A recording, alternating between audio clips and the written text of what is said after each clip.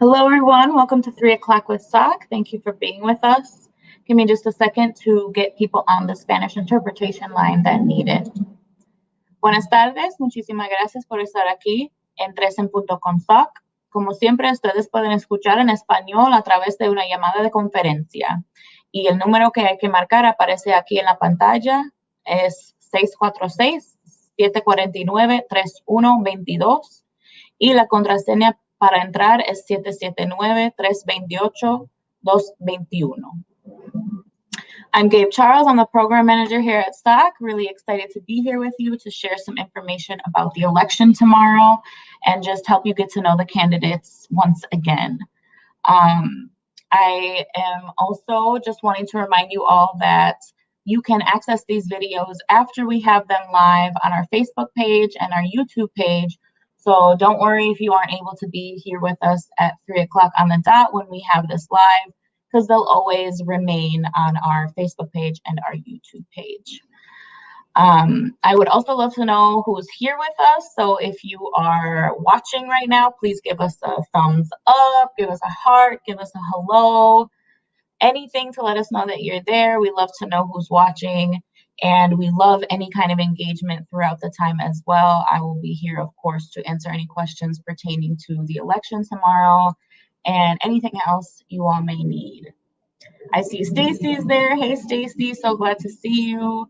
We miss you canvassing with us, but we love that you always come on and watch our forums and get this good information. So like I said, today I'm going to be sharing information about the election tomorrow. So I'm going to go ahead and share a video I prepared that will give you information on that topic. So I'm just going to go through a couple tools and websites that I have gone through with you all a number of times on the forum, but they now have updated information and features that I want to make sure you all can look at and then get a really good detailed look at who these candidates on the ballot will be tomorrow and learn a little bit about them. So I'm just going to share my screen first with this myvote.wi.gov, which is in the comments for you to click on if you want to follow along with me. But again, this is a website we've talked about a lot over the last months since the presidential election. But what I want to do today is just get a sense of what you will see on your ballot at the polls tomorrow, at your voting location tomorrow. So I get to this website, I click what's on my ballot. I scroll down, it will ask me to enter my address. I just have the SOC address here. And then you hit search. And then this is what you'll see show up. So you can see that it will have your address at the top, let you know that this is a sample ballot for the next election, which is going to be Tuesday, April 6th, tomorrow. And then it lets me know the ward as well. So we are Ward 220 over by SOC. And then it just gives you the title of each office or position that's up for election, and then the candidates that are going to be running for that position. So as you can see, the first one that shows up here is one we've talked about a lot, State Superintendent of Public Instruction, and the candidates for that are Jill Underly and Deborah Kerr. And then you'll also see that for Southside districts, there are a number of positions or offices that are up for election that are uncontested, meaning that they don't have two candidates, it's just one candidate that is running for that position. So Court of Appeals Judge District 1 is an uncontested race, only one person is running. And so are a lot of these county circuit court judge offices as well. So you can see this branch 1 that is uncontested. The only one that is contested that does have more than one candidate is this Milwaukee County Circuit Court Judge Branch 3, which has Katie Kegel and Susan Roth running.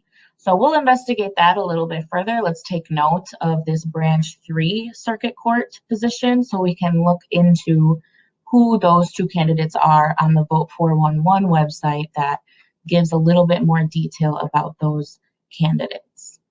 But as you can see, all these other offices, positions are uncontested.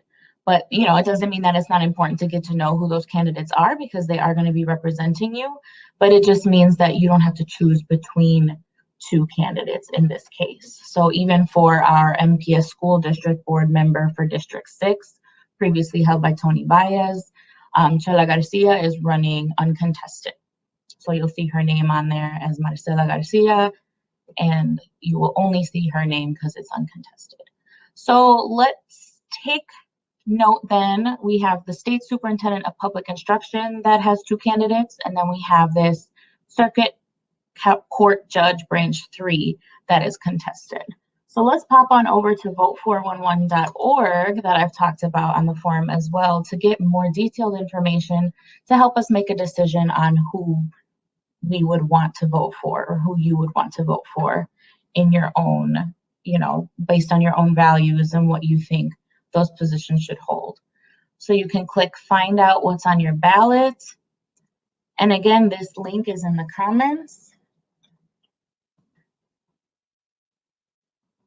I'll just enter in the SOC website like I did previously.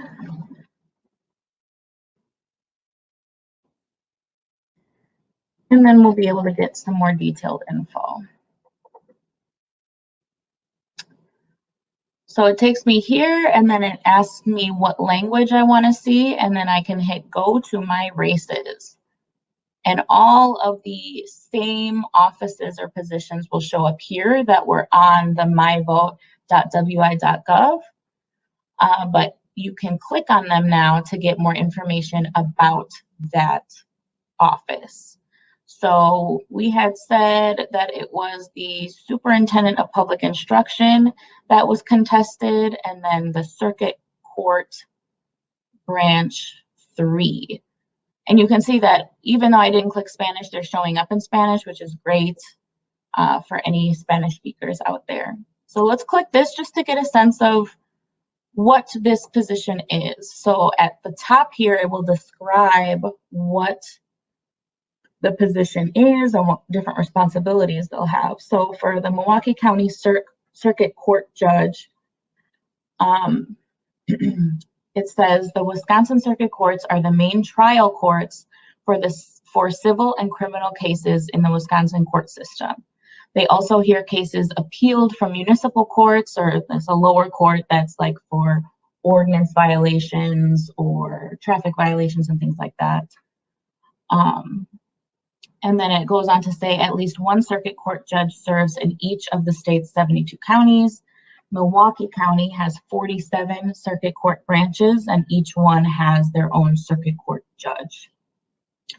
And then it says voters elect circuit court judges to serve 6-year terms in nonpartisan elections. So this office is nonpartisan, so it won't say Democrat or Republican or anything like that.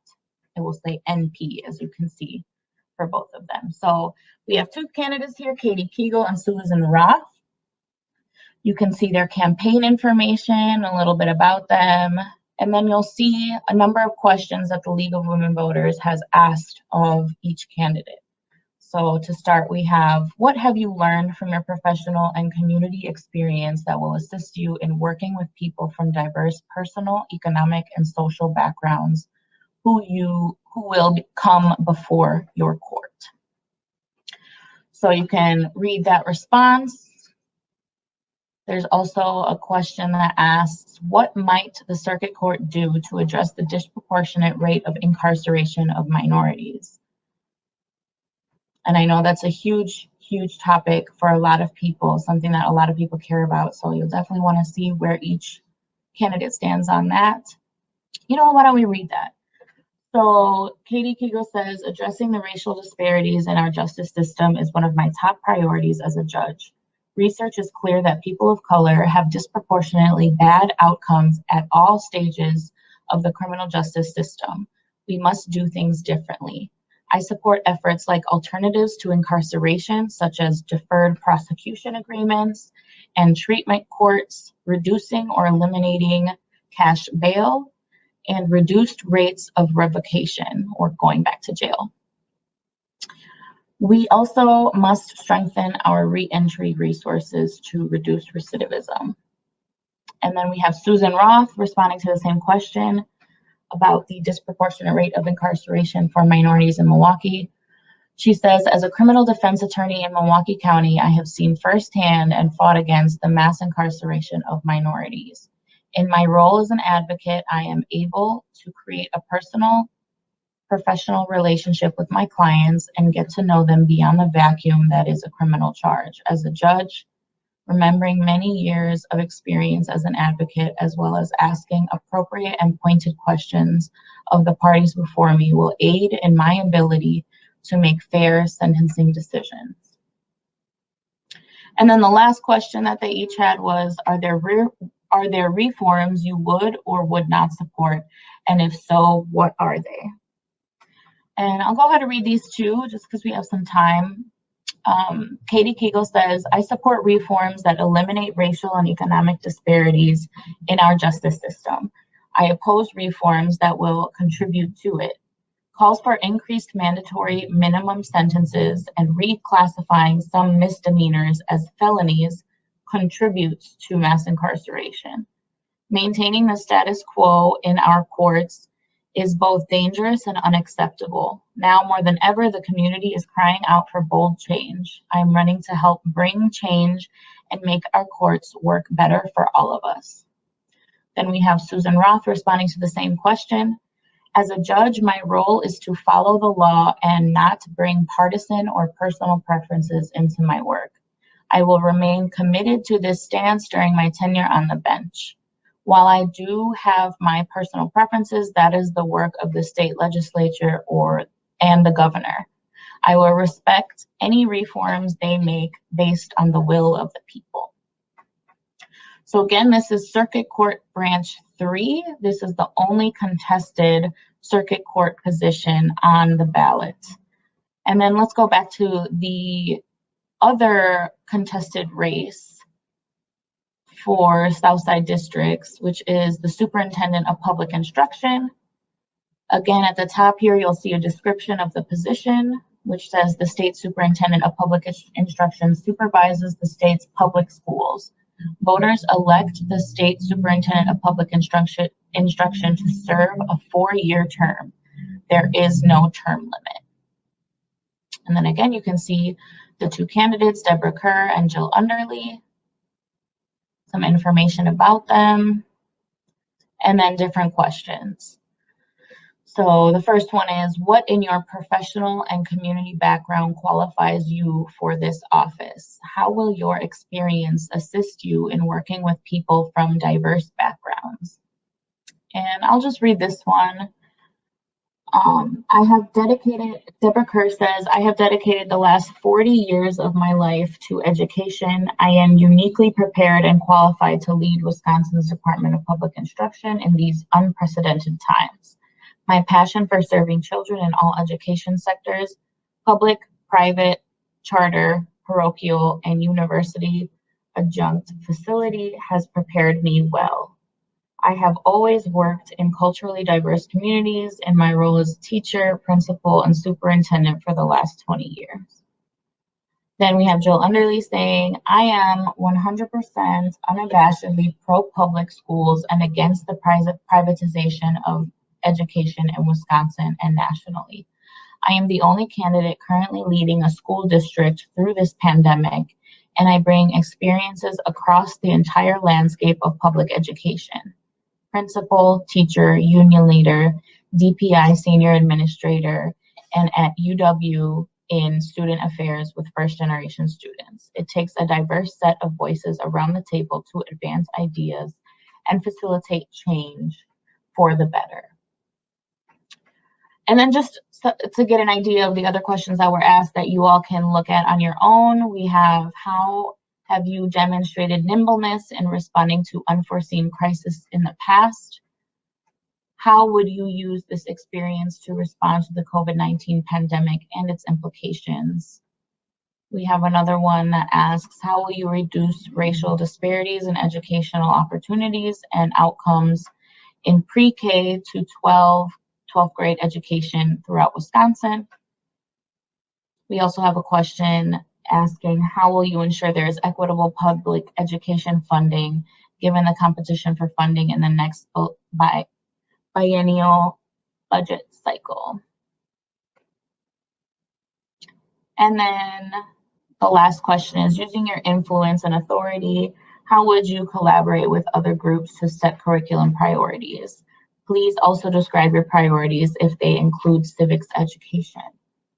And then some additional information. And then they both did interviews with Wisconsin Eye that has additional questions that were not asked of them by League of Women Voters. So those are different new questions that aren't on this page that I'm showing you now.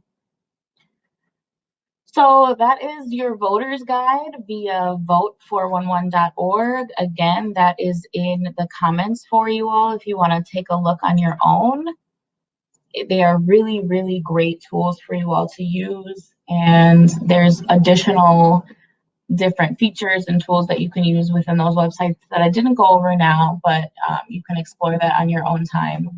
But yeah, I hope that was helpful, and hopefully some of those answers helped shed light on who you might vote for tomorrow. Please get to the polls, make a plan, schedule a time that you're going to get there, because it's so much easier to do it if you know going to bed tonight what time you're going to go tomorrow. And if you have your absentee ballot, make sure you get it to a drop box at any of the public libraries by 5 p.m. And yeah, if you have any questions, we of course are going to be doing our vote-a-thon tomorrow, so we will be here live all day to answer any questions that you have. So don't be afraid to ask. So I just want to say hello also to some people that shouted us out in the comments. We have John Schuster saying Powder P and Save Our Streets Wisconsin on deck, and that he thinks this is awesome. So thank you so much for commenting and engaging with us. We love those kinds of hellos and any kind of comments. Now we have Maria saying hola as well. Hola Maria, gracias por estar aquí. And now I'll share a video that Marlene prepared that talks about who is eligible for the vaccine. We know there were some major changes that are in effect today, so she'll go over those for us. Hello, my name is Marlene Zaran. I am the Public Health Coordinator here at the Southside Organizing Center. And today is right now it's the COVID-19 segment. And I'm going to just quickly let everyone know some current updates that have just happened.